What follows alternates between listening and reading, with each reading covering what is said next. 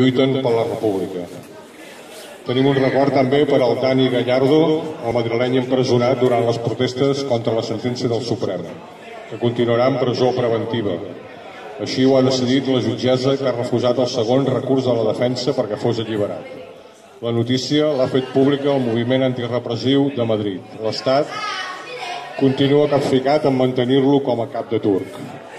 Demà a les 7 de la tarda s'ha fet una convocatòria a Madrid, a la Porta del Sol, amb suport en aquest nano que va sortir al carrer a trencar-se la cara per la causa catalana.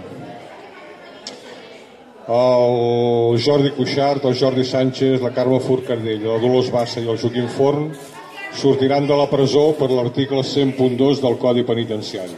Però els fiscals del Suprem intenten una rebel·lió contra els permisos als presos polítics. Així, el fiscal del judici contra el procés, Xavier Saragossa, critica públicament el Tribunal Suprem per no haver acceptat un mecanisme contra els permisos i demana que se'ns apliqui l'article 36.2.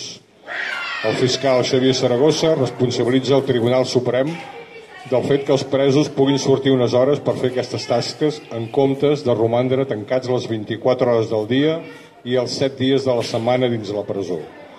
La Fiscalia s'oposa a l'article 100.2 per l'efecte exemplaritzant i intimidatori de la presó sobre la població.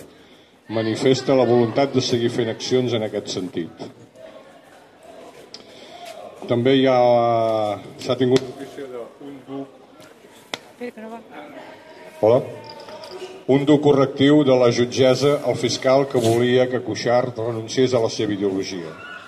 A la interlocutòria, la jutgessa retreu al Ministeri Públic espanyol que no hagi profunditzat en el contingut del llibre de Cuixart i li recorda que la normativa penitenciària no imposa l'obligació al condemnat de penedir-se ni de declarar-se culpable. D'altra banda, recrimina a la Fiscalia que vulgui obligar Cuixart a fer un programa específic per canviar o modificar el seu pensament o ideologia política perquè és independentista. Has trepitjat el cordó. Tu, has trepitjat el cordó. Hola. Segons la jutgessa, aquesta pretensió de rebuig o modificació del pensament de Cuixart atemptaria contra els més elementals drets fonamentals.